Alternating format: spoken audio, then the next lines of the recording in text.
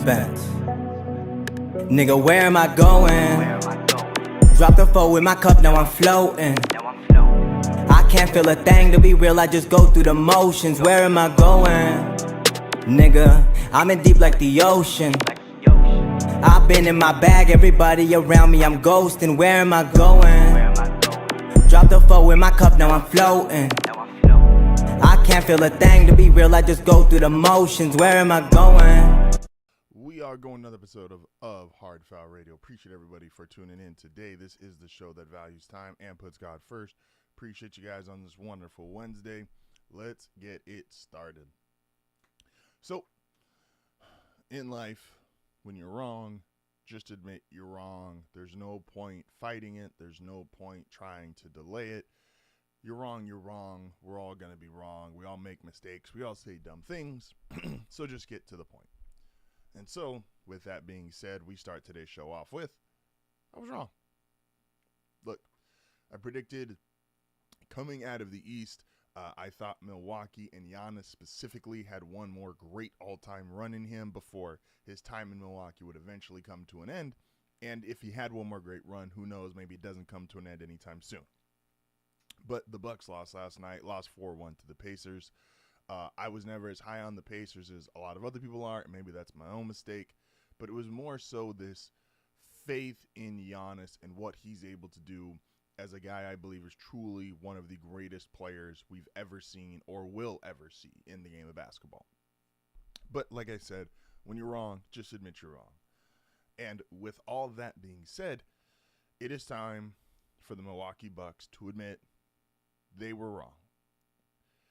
They have an all-time great player in Giannis Antetokounmpo, a guy who is doing stuff that we are just so numb to, even though he is putting up 30-plus points, he's grabbing 12, 13 rebounds, he's getting you 5, 6 assists, he's playing first-team all-defense, a guy unlike anybody we've ever seen in the history of the sport. And so another thing I have to admit I was wrong on, and to somebody that I have to admit was right, is Tony was 1,000% right. The way the Bucks are constructed, Giannis can dominate all he wants. It just doesn't matter. And that's why the Bucks have to admit they're wrong. You had this all-time legendary player, and to only get one title, I understand I'm the first guy to come in here and say there's a difference between the Kobes, the Kareems, the Magics, the Birds, obviously LeBron, Mike, these guys who get you 3, 4, 5, 6 titles, versus the guys who are clearly all-time great players, but don't necessarily have those all-time great Pantheon careers because they only get you a title or 2. This is the difference. This is why Steph is so incredible, that he got you 4 titles. That is, if Steph's going to get you 4 and Giannis only gets you 1, even though by anyone just looking at him, you would say, oh, this guy, the big 7-footer who can dribble, play defense at an all-NBA level, can dunk on anyone, can go coast to coast on the court, he should be winning all the titles. And yet Steph has 4 of them. Magic, again, has 5 of them. Kareem, like these guys who are all-time Pantheon careers. And so it feels like the Bucks messed up. And they did. What they invested in at the time for Giannis after a 50-point game-winning final series, they just did not do enough around him. And the things they did, now some of that is unfortunate, but guess what? That's the reality of sports. You're always going to have some unfortunate circumstances. And this is why the Bucks have to admit they're wrong.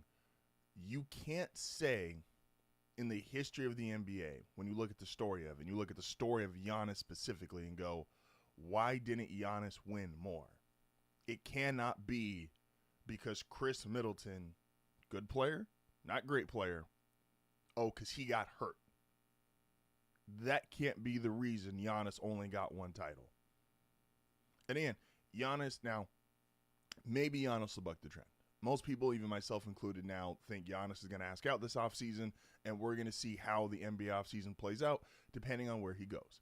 Now, maybe he'll buck the trend because we have seen with the European guys, they tend to be more loyal than than American-born superstars. Again, we know Luka just got traded, but even Luka just did the interview with ESPN a week ago and was talking about oh, I never wanted to leave Dallas, and how he still has his phone. He was so heartbroken when he left Dallas that he still has his phone that he smashed because of how upset he was.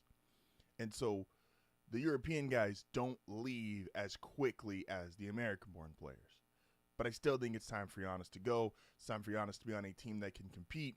I know a lot of people are saying, oh, a team like Houston, people want him in LA, but I don't think that's going to happen. That's just kind of fan fiction. But I would have told you Luka was fan fiction before the season, so who knows? But it is time to go. Because you can't be a guy in Giannis's position. And it feels they keep showing pictures, and it feels the closest I've ever felt to this, of him, how he left the court last night, and how LeBron left the first time in Cleveland. Again, look at Giannis's numbers throughout this series. Giannis was the best player in this series, but it didn't matter. Similar to LeBron was the best series against the Celtics, his first stint in Cleveland, and it didn't matter. Giannis is putting up 30-plus points, 15-plus rebounds. No one could stop him from doing what he wanted to do, and it just didn't matter to the Pacers, who kept hitting threes, were able to neutralize them with their own offense, and being the best player in the series, it felt like if you were playing a pickup game of basketball and you knew you were the best guy on the court, but the other team started with the first 3 picks, and then you just got who's left over. That's what the Bucks feel like. The Bucks don't have any of their first-round picks the next 5 years. The Bucks have 37-year-old Brook Lopez. They have Bobby Portis, nice player, but is definitely a rotational guy. They brought in Kyle Kuzma, which never really made sense. Again, I do admit I was wrong to start this. I was wrong. I thought because of how highly I think of Giannis that he could have carried this team, but believe me, this would have been an all-time carry job. This would have been LeBron in 07 with the Cavs. This would have been how a lot of you, I think unfairly, remember that 09 Lakers team, Kobe carrying them. This would have been take another version of the Cavs that LeBron was carrying in that second stint that we didn't think was quite finals good enough, but he kept getting him there. This would have been an all-time carry job. And it's time for Giannis, and maybe Giannis needs someone in his corner, whether it's his mom or one of his family members or his wife, who's like, hey, this is going to work out for everybody. You're going to get traded. You're going to have a chance to go compete for titles, which you deserve because you're one of the 3 best players in the world. And you're the only player, Giannis, who we're going to have Will on tomorrow. And this is something that Will's been on big about. Giannis might actually be the best player in the league. We just, because of how little we have put on defense now, like Giannis is the only great 2-way player left in the league. In that top 5 that we think of. Like if you're going, Jokic is not a good defender, Luka is not a good defender, Tatum's a good defender, but no one would say he's as good as Giannis. And SGA, again, good defender, no one would say he's anywhere near as good as Giannis. So you have a chance to go be one of the most impactful guys wherever you go in the league. You're going to be able to get an all-star plus multiple first-round picks, which the Bucks desperately need because they have no first-round picks. And Milwaukee, you got a title. You got almost a decade with them. And you can't treat this guy by giving him Brook Lopez, Bobby Portis. Dame's not going to be back next year because he tore his ACL. And who knows the kind of player he's going to be post coming back.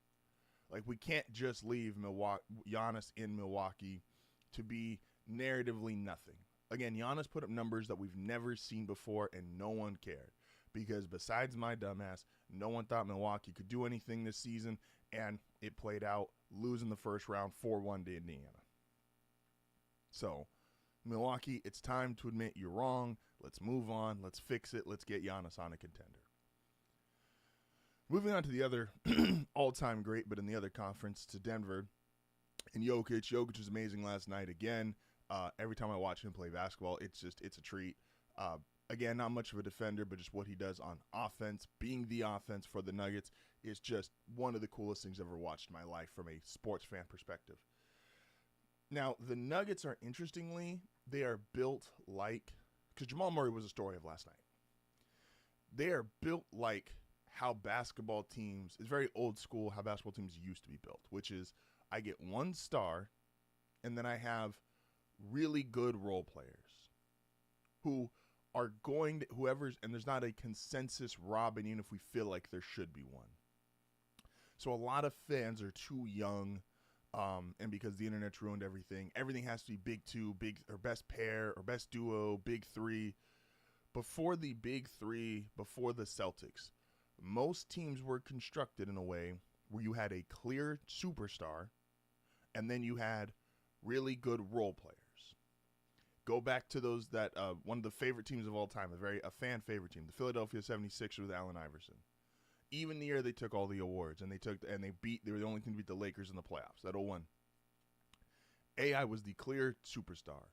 Mutombo was a role player who knew what to do. They had guards, they had other guys who could score, but no one obviously like AI who was giving you 30 plus. They had a defensive stalwart in Mutombo. They had a great coach. It was one superstar, bunch of role players. The duo part of the league, and it's why the Lakers are so dominant during that stretch, is because Kobe and Shaq were both all-time great players, and that was a great duo. But then they just had role players. Like Derek Fisher has 5 championships. He is an all-time role player. One of the, you want to call them a dynasty or not, the Spurs, we kind of grouped them as a big three because they had 3 guys who were on the roster for so long and had all that success.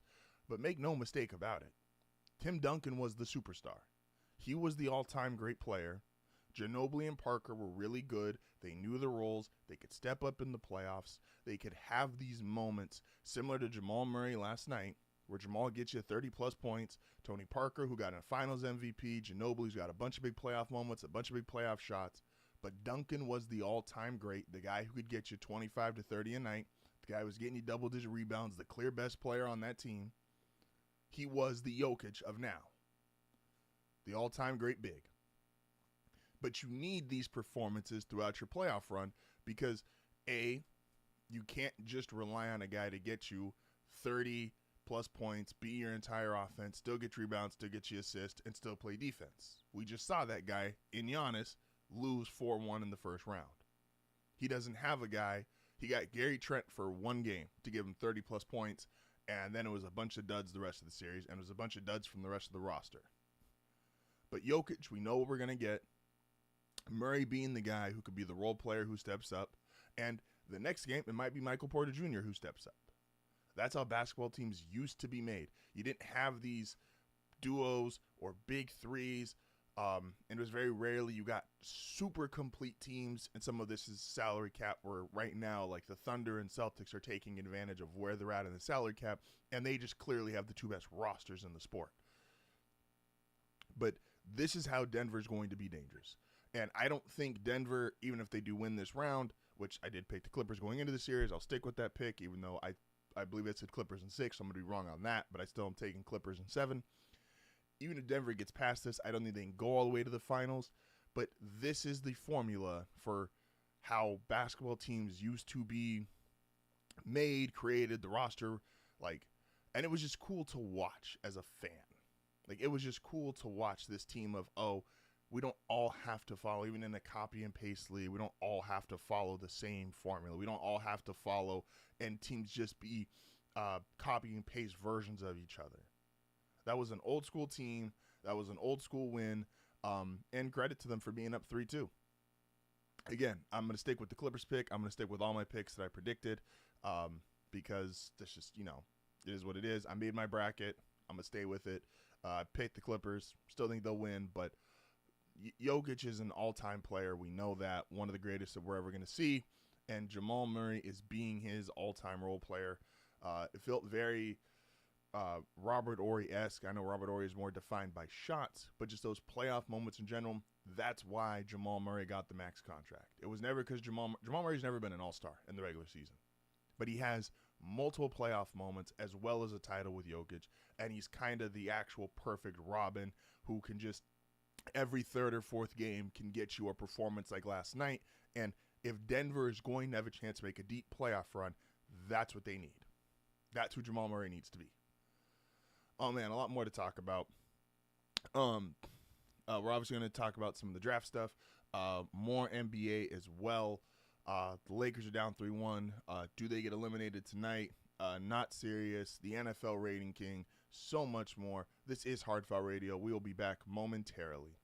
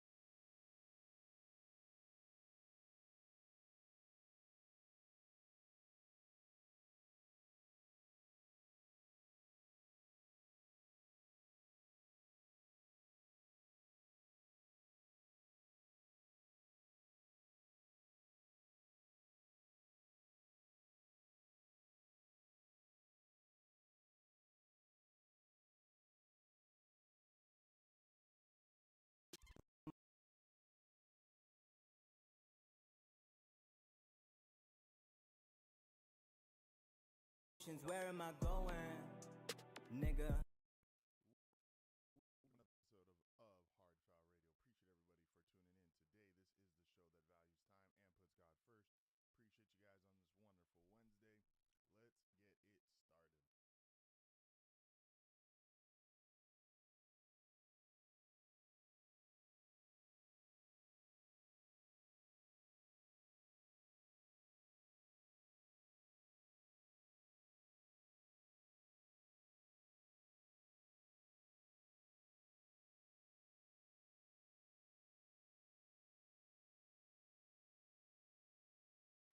Episode of HardFoul Radio. Appreciate everybody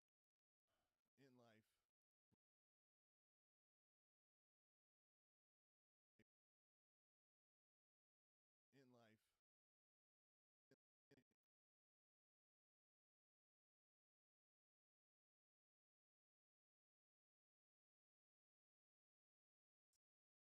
This is the show that values time and puts God first. Appreciate you guys on this wonderful Wednesday. Let's get it started. So, in life, in life, I don't think they can go all the way to the finals, but as well as a title with Jokic, and he's kind of the actual perfect Robin who can just every third or fourth game can get you a performance like last night.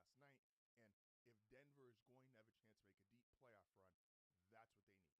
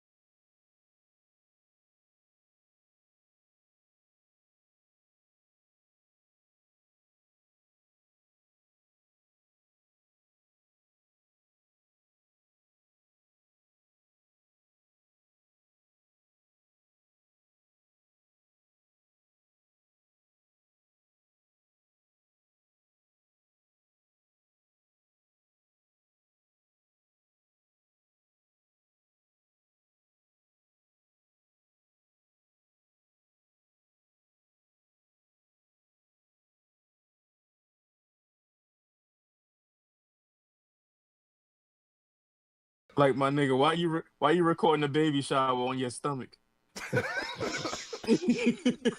What angle is this? That shit is crazy. All right, let's go.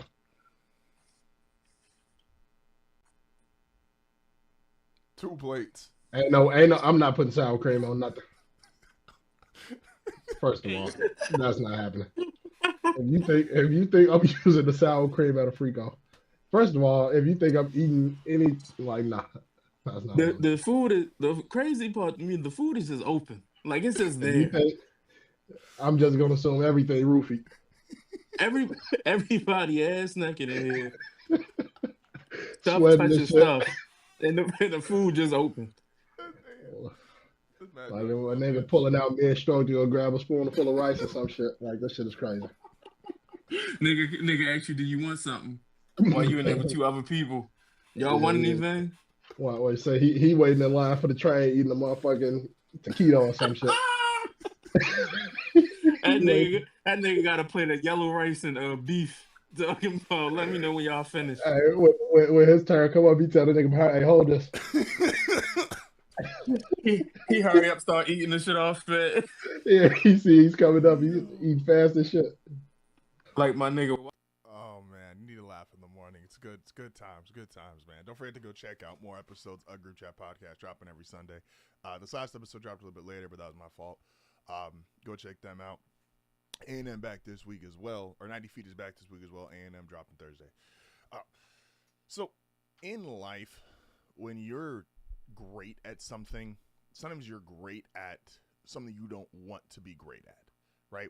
And this is something that messes up a lot of people. I feel like that what you're actually really good at, you might not necessarily want to do. I think there's a lot of people who would be amazing teachers, like elementary school teachers, middle school teachers, like could teach core subjects, were really good with kids, et cetera, et cetera. But the reality is, we all know this, even people that do pursue those professions, is they don't always pay enough. Or maybe they're not close enough. Or there's something about the job that just doesn't quite stick for you. You know, you might be great at it, but you don't want to do it. Or it's not ideal for your current living situation. That is how I feel about Ant and face of the NBA. Anthony Edwards does not want to be the face of the NBA. Shocker. A 23-year-old who has pretty much been alive the entirety of LeBron James' career, which is in itself wild, and has seen how the media has reacted and tore down and viewed and what they've done with LeBron, him being the face of the NBA as long as he has wants no part of that. And Anthony Edwards, off the court, probably a smart decision. He does not do things that, quote-unquote, you would want the face of the league doing and being so, I don't want to say proud, but he's 23. Look, he just looks at the world differently. He's 23. He's young. He's got $100 million in the bank. He's not going to take the world or view it the way you or I would as a 23-year-old. But man, is he great for the job. There's nothing about Anthony Edwards that he would not just absolutely smoke the face of the NBA role. He just doesn't want it. And I get it. But he is stylistically, as a player, his personality, and not just those two things, which, yes, the personality is different than a Giannis or a Jokic or another guy we want to elevate to that category. Stylistically, his play is more appealing than fans feel. SGA or Jalen Brunson, a guy who's more of a foul-baiting person, you know, we don't associate those with Ant, even if he gets to the line. The biggest thing he does as face of the NBA, and this is really underrated, he actually is beating the people he needs to beat. Look, when you are the face of the NBA, the face of the NBA has to win. Michael Jordan was not the face of the NBA when he was losing to the Magic, or not the Magic, I'm sorry, when he was losing, well, that happened, and it's the deleted tape, but he did lose to the Magic in the playoffs. When he was losing to the Lakers, when he was losing to the Pistons, when he was losing to the Celtics, he was not the face of the NBA. He was an all-time great talent. He scored 63 points. Larry Bird, we all know the quote, "Oh, it's Jesus in basketball shoes."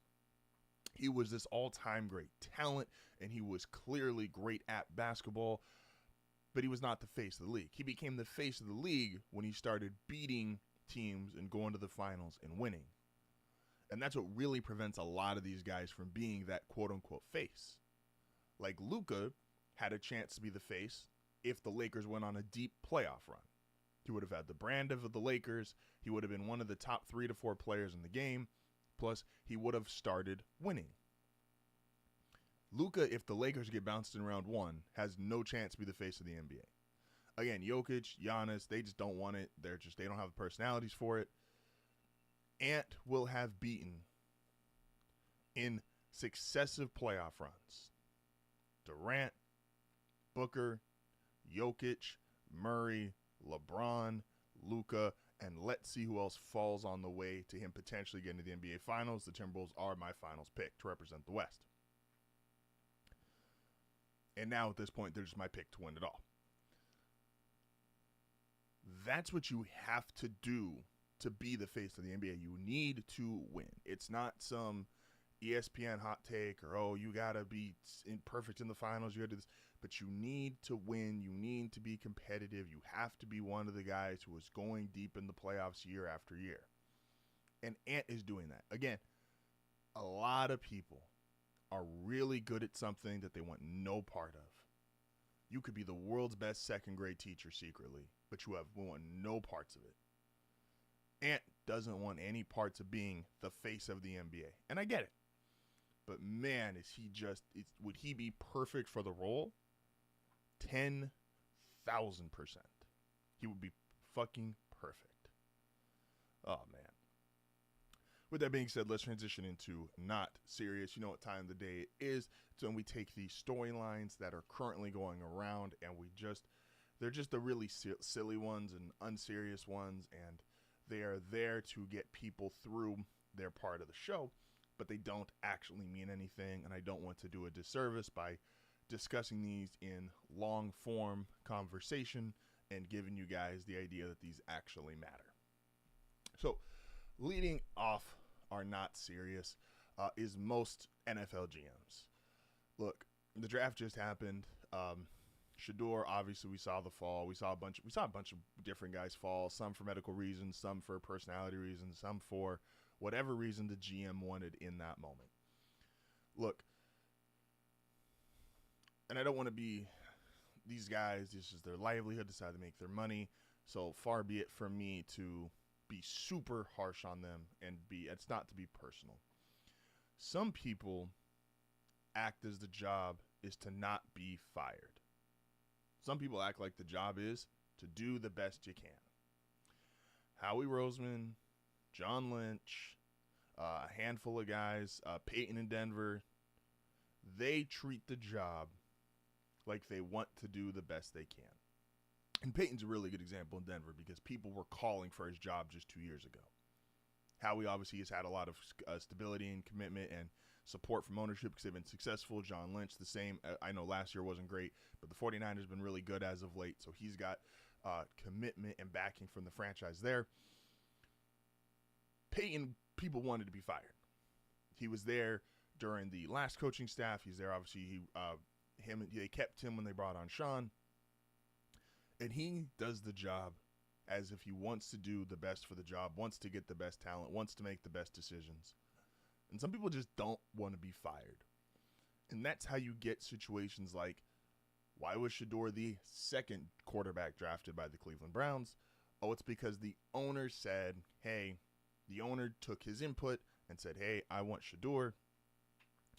And the GM and coach, who are probably on the hot seat, we're like, yeah, let's do what the owner says. Even though if this season goes bad, the owner's going to look at them and go, I'm just a businessman. I pay you guys to run football.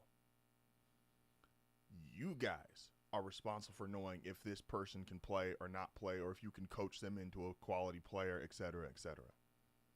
And it just felt like a lot of GMs, it's why you saw so many of the medical guys. Medical guys have always been overdrafted my whole life. Guys who have injuries, guys who have even like talent has always been the one thing. Even guys who have lack of production get drafted in the first round. But there's been so many of those now that these guys that are scared to lose their jobs, these guys that are on the hot seats, that's why you saw some of the quote-unquote best drafts were from either teams who are competent and have consistency and have been winning, so there's obviously no one's job is on the line. This is teams like Chiefs, the Eagles, the Broncos, their current situation. I think the Broncos did have a good draft, despite what the fans say. The Chargers, like these teams that have true, hey, there was zero chance anyone loses their job, even if we went 0-17, and guys who are brand new. These teams that are in the middle, struggling. Guys' contracts might be running up. Guys might be worried that they're not going to make it through this season. There was a lot of scare drafting going on. And so these NFL GMs that are just doing scare drafting, you are not taking the position seriously. And the reality is, if you think you might fire a guy, I've said this before, just get rid of him. There's no reason, because it's going to be a long-term. You only get one draft a year. You only get one free agency a year. It's going to do more long-term damage than good. So these NFL GMs that are drafting scared, very, very unserious teams, very unserious general managers. Next kind of goes with it, post-draft grades. Look, we're going to do a power ranking here for our way too early. It's now, since we've now gone through both free agency and the draft, we're going to do a way too early power ranking. And it's fun for content. But I'm say this even to shit on my own power rankings. Post-draft grades don't matter. And they're one of the most unserious things we do. Look, the Chiefs did not get an A the year they drafted Mahomes as a post-draft grade. He's maybe the best quarterback ever, and because of that, that draft is obviously an A+, even if literally not another person from that draft ever played a snap. You drafted Patrick Mahomes. You won. So, for everybody that's going out there and saying, this team had an A draft, this team had an A draft, this team did, none of that shit matters. None of that shit is real. None of that shit is serious. The reality is, you can only really do a post-draft grade about 2 years after the draft. Did one guy make it? Did two guys make it? Did you draft 3 or 4 starters? Yes, there's a handful of very rare where a team like the Rams has 2 or 3 rookies make an impact. The Eagles have 2 or 3 rookies make an impact, but that's few and far between. And those are also 2 of the best well-run organizations in the sport. The reality is immediate post-draft grades are just dumb, especially when we just do the default. Like the Titans and most boards have gotten an A. Why? Because they picked Cam Ward? Yes and no. Because A, if Cam Ward is a franchise quarterback, obviously the draft's an A. And no, because if Cam Ward's not a franchise quarterback, guess what? The draft's obviously not an A. So post-draft grades are very unserious. Don't pay attention to them. Don't mind them. But top of the hour, we are doing top 10 early, a way too early top 10 for the NFL. And the last thing that doesn't matter, and I don't even know why this is. So Bill Belichick and his girlfriend did an interview, and people calling the interview awkward. She walked out. They refused to answer certain questions. Look, every celebrity or professional that is in the public eye has a PR person who goes, hey, you respond to these questions. You don't respond to those questions. The reality is people are going to have their personal opinions of the relationship, and because of the age gap, it's a job. The only thing that matters is, do you think Bill Belichick is going to be, do you think he's going to be a above average or great college head coach? Because if he is, you don't care about who his relationship is. So much so, I don't know Bill Belichick's dating history. I don't. Couldn't tell you anyone he's dated or anything about his personal life realistically. I know he was the greatest head coach in NFL history.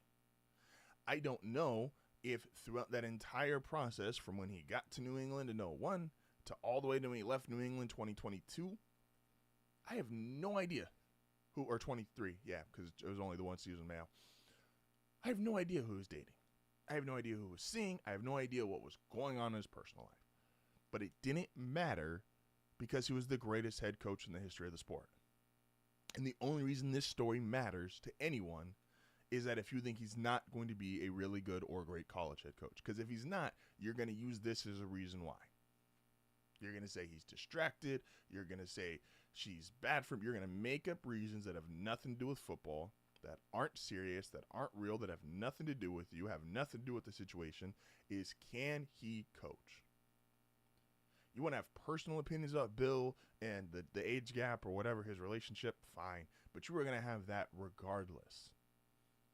It only matters, does it impact, you ever heard, when they say leave your emotions at the door when you go to a job? That's all this is. You leave your emotions, you leave your dating, you leave your personal, you leave it at the door. Can he coach? If the answer is yes, then this isn't a story. when we come back, the NBA plan. Can we just get rid of it? This is HardFoul Radio. We will be back momentarily.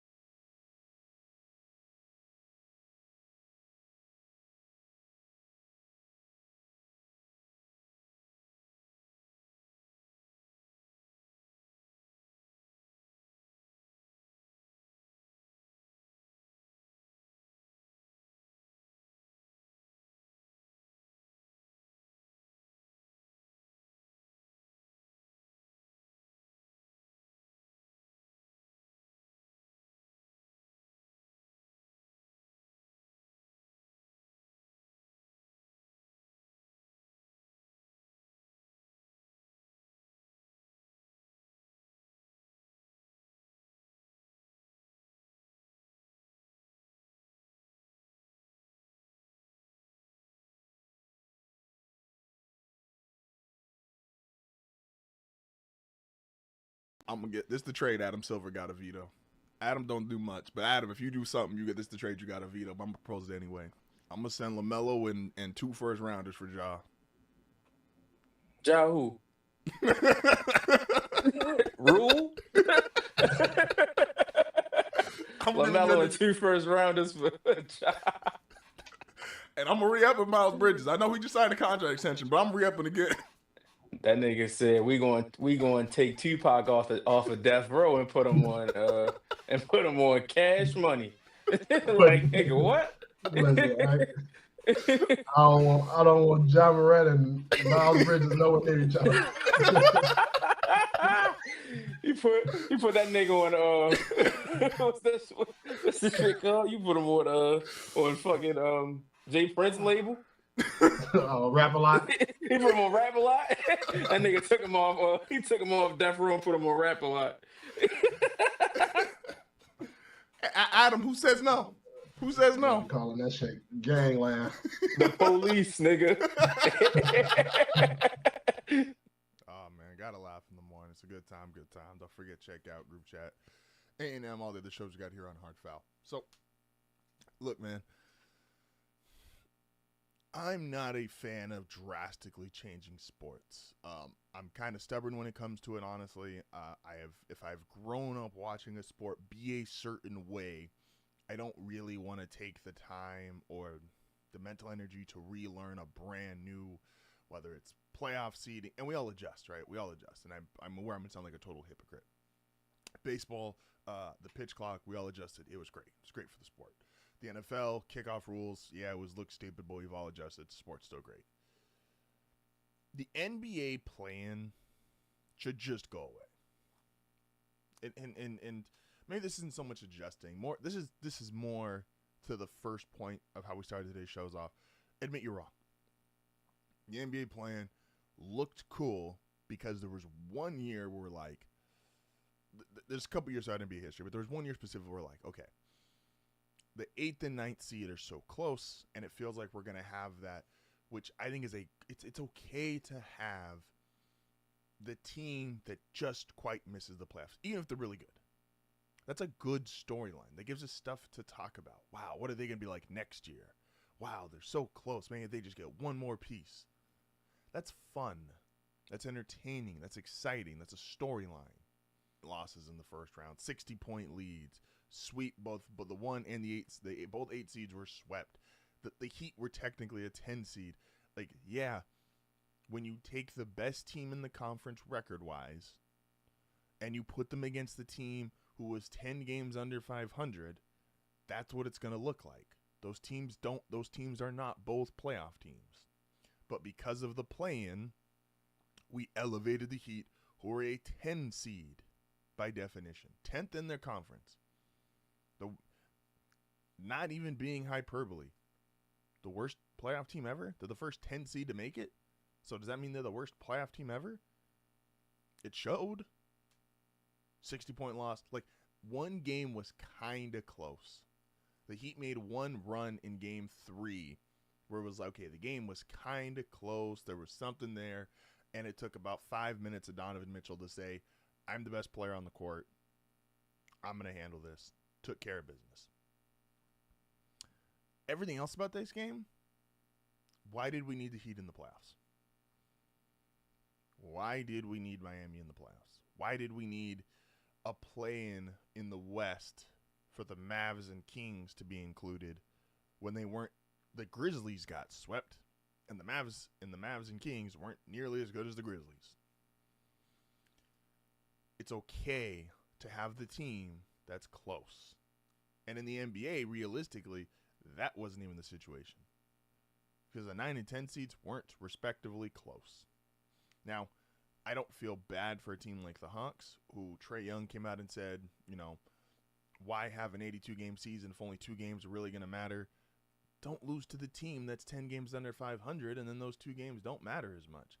Like, you had a chance, you had an opportunity, and you blew it. I don't feel bad for you. I just don't think we need a playoff product is the best your sport has to offer. They're supposed to be the best teams, the best players, the best coaches. It is it's supposed to look different. Like, take out the marketing, take out the spectacle. It's supposed to look different than your regular season product because it's the best of the best. Why do final games always feel so big and dramatic? It's because you're supposed to have the two best teams, a handful of the best players. They're all on the biggest stage, and we're sitting there watching what is supposed to be the premier product of your sport. You don't get that by putting the Cavs against the 10 seed. So I actually heard this idea, and again, this is the part where I don't think I want to totally change the sport, but I think it would actually be a better product than they currently have. This is not my original idea, but I saw this floating around the internet. Give the 1 seeds in the NBA a bye. We do it in the NFL. I understand physicality is different, but the 1 seed in the NFL gets a bye. Do it to the 1 seed in the NBA. Have the 7 and 8 do a play-in style best of 3 first round. And then you've got, or 7 and 8 do a play-in, and then you've got the other 17, then the other 6 teams, once the 7 and 8 finish their play-in, do the other 7, the other 6 teams will do a best first round series, and then you start rematching with the 1 seed in the second round.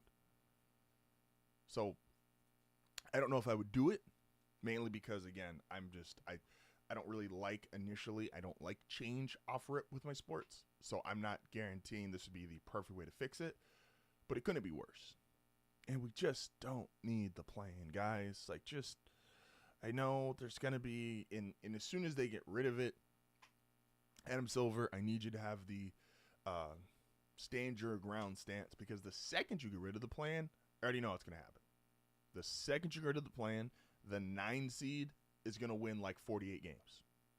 And people are going to go, they would have been in the play-in if this was. Don't care. Don't want them. Try again next year. If you weren't one of the 8 best teams in your conference, you don't deserve to go to the playoffs. This is professional sports. This is not everybody gets an award. This is not participation trophies. This is professional sports. If you were not one of the 8 best teams in your conference, you don't deserve to be in the playoffs. Period. Blank. End of story. When we come back, to start hour 2, our way too early NFL power rankings, post free agency, post the draft. This is HardFoul Radio. Appreciate everybody as always. Don't forget to go check out the YouTube videos are dropping.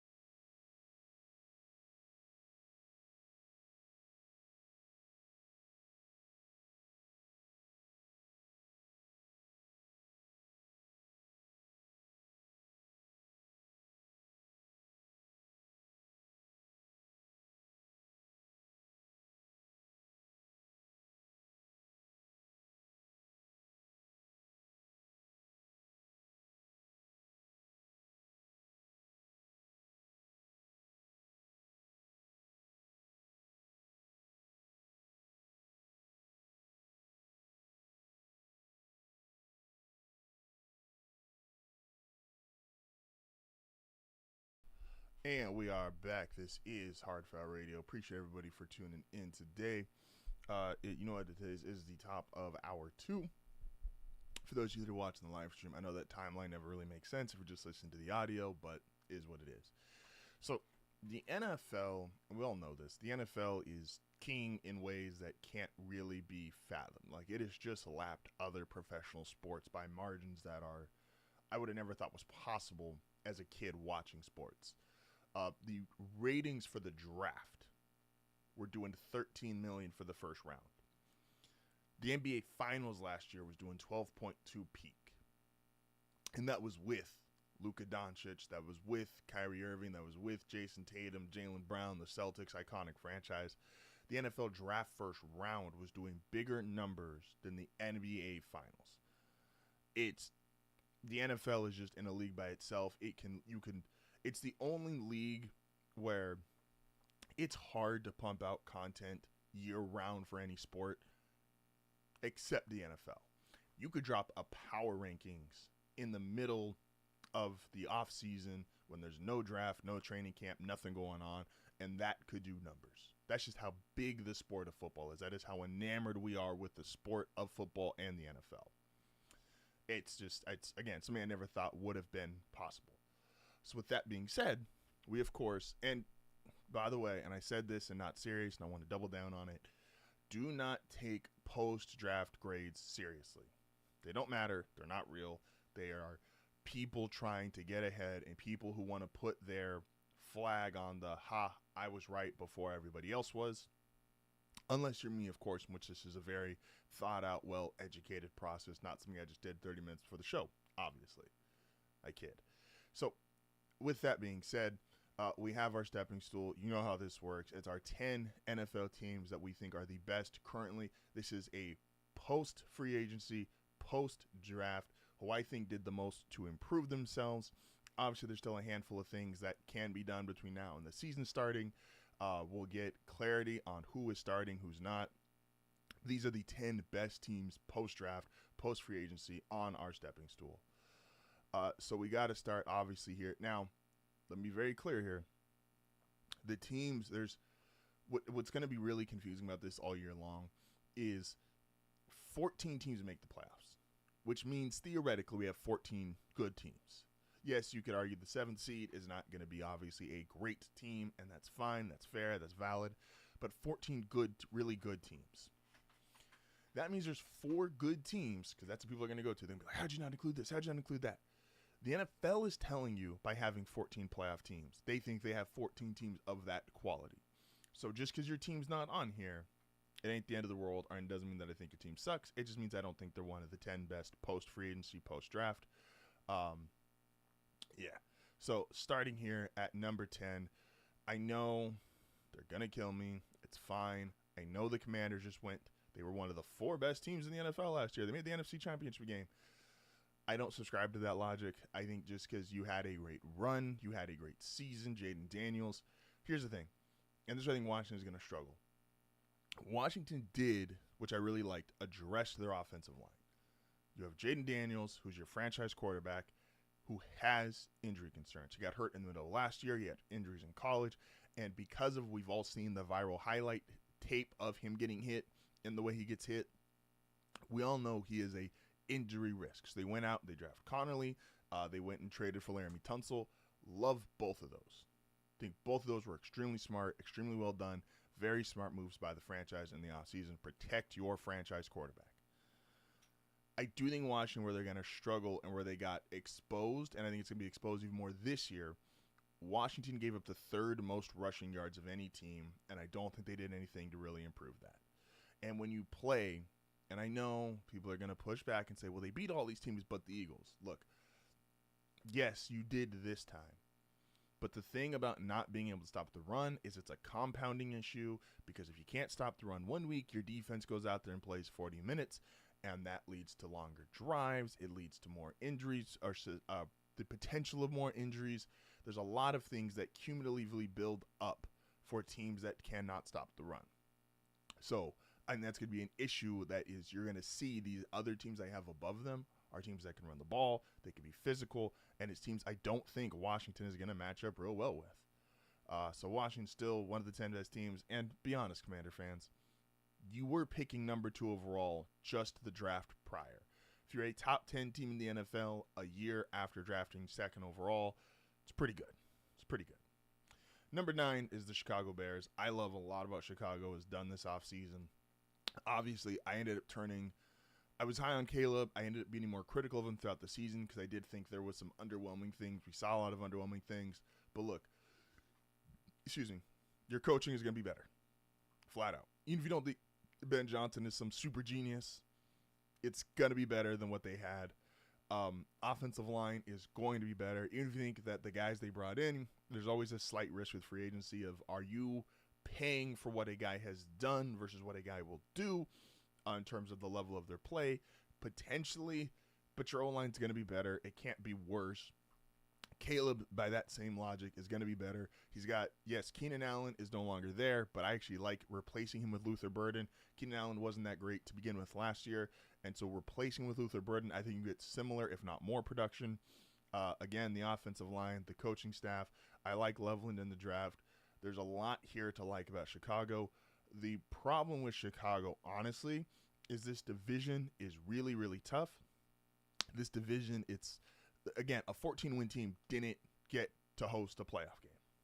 That's how tough this division is.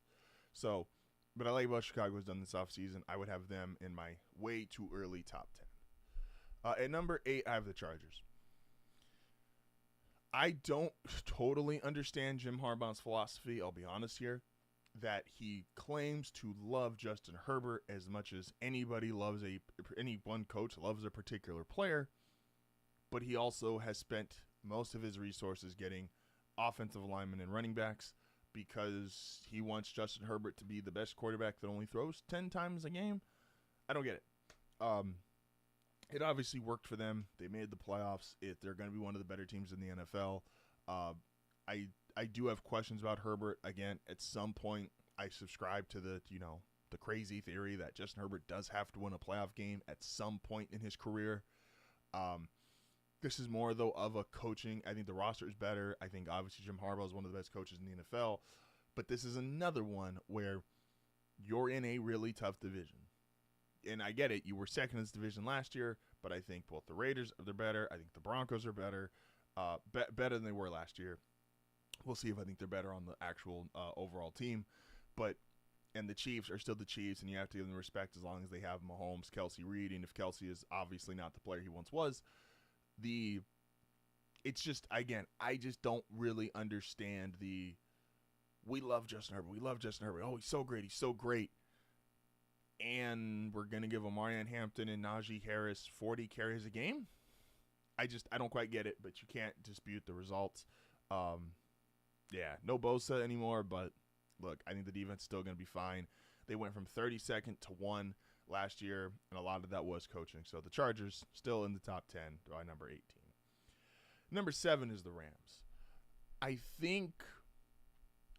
said last year, I think the Rams are the second best team in their division, but I did think it was close, and if Aaron Donald hadn't retired pre-Niner injuries, I thought they could have beaten the Niners. Obviously, the Niners got injured, and that was the gap, and the Rams are the better team.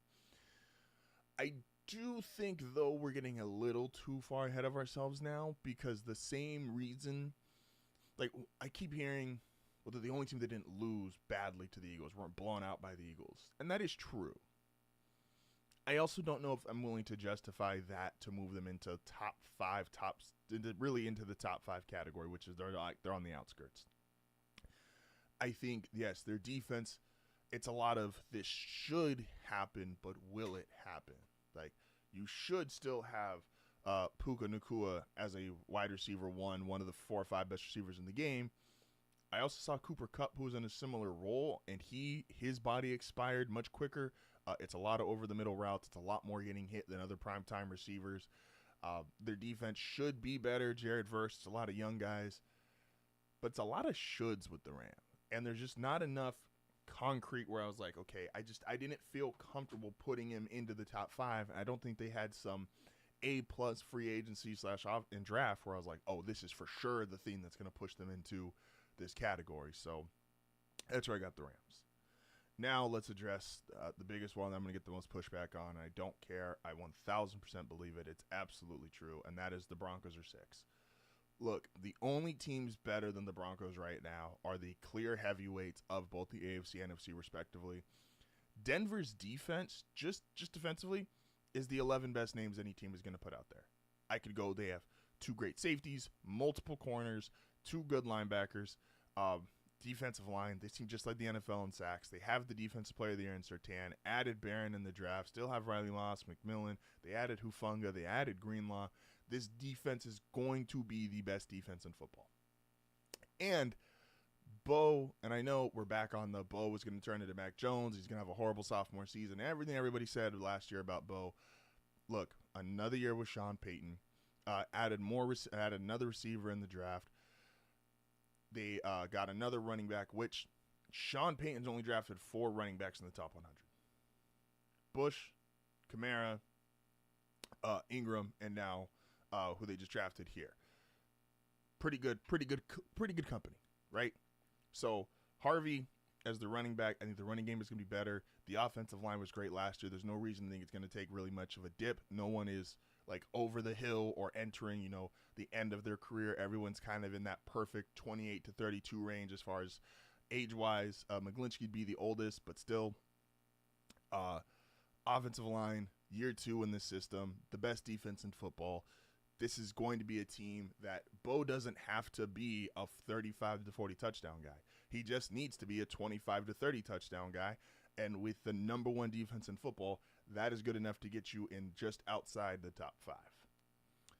But I do think they're still worse than a team like the Ravens, who the Ravens added another safety in the draft, which I think is going to open up Kyle Hamilton. And this defense, which obviously started off not great last year, worked its way back into form, turned itself into the normal Baltimore-esque defense that we are used to watching.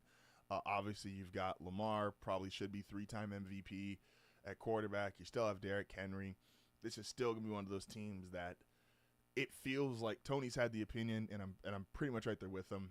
They have to lose the game. They're just going to walk off. This is the off the bus team right now. They just walk off the bus and they're better than you.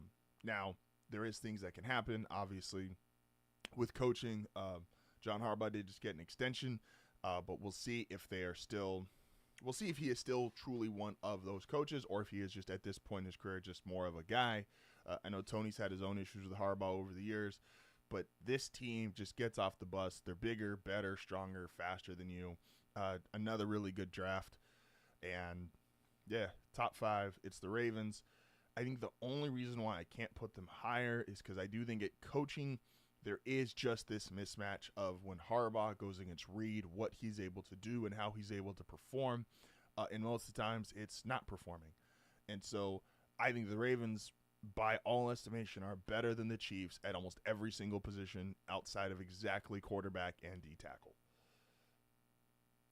But Andy Reid just has the Ravens and Harbaugh's number, which is why I still think they're 4. I do think this is going to be, again, and I was on this last year, obviously they made the Super Bowl still, but I do think this is clearly a weaker Chiefs team. They are banking a lot on Josh Simmons, hopefully becoming the guy he was at Ohio State, coming off injury. And there's just this offensive line has issues. They signed the 49ers backup tackle, so there's a lot of question marks still on this offensive line and a lot of hopefully this works to fix this problem. And obviously when your best player is your quarterback, and Mahomes is an all-timer, he is great, one of the best we've ever seen, but if you can't protect him, you can't protect him. Which is why I think Buffalo is better. Also, Buffalo, and I put this out a lot last year, and I want to reemphasize, we always go to helping the quarterback at skill positions. Like, get skill, get receivers, get running backs, get tight ends. The reason why Josh Allen probably had the best year of his career is because Buffalo invested in his offensive line. And those 5 guys were more impactful and more detrimental to his success than just having 3 or 4 skill guys who are great. And so and I'll probably be wrong because it's really similar. I just think Buffalo's slightly better. There is still issues here with Buffalo trying to beat Kansas City and how it's worked out in the playoffs, and it just has never worked out for Buffalo in the playoffs. But I think still this, willing to be wrong again, I think this is Josh Allen's year, man. That being said, though, I do still think the two heavyweights in the NFC are better, and that is the Lions, who I think have, despite both coordinator losses, I think for at least this year specifically, is we're still going to see the impact of Dan Campbell, and Dan Campbell's going to get his top 5 coach respect this year. I think the Lions are still going to be 12, 13 wins, one of the best teams in the NFC. Yes, that division is crazy tough, but I have a lot of faith here in the Lions. The roster, the culture, the coaching. And so the Lions to me would still be number 2, which obviously leads our number 1 Super Bowl champions. They just keep getting away with murder in the drafts. This team has everything, man. O-line, D-line, tight end, receivers. Like, there's nothing that you can say that Philly is bad at. And they keep getting better. Again, they got Campbell in the first round. I don't know how Philly's allowed to get away with this, but they do. And it's just one of those things where we just have to accept Philly's a genius.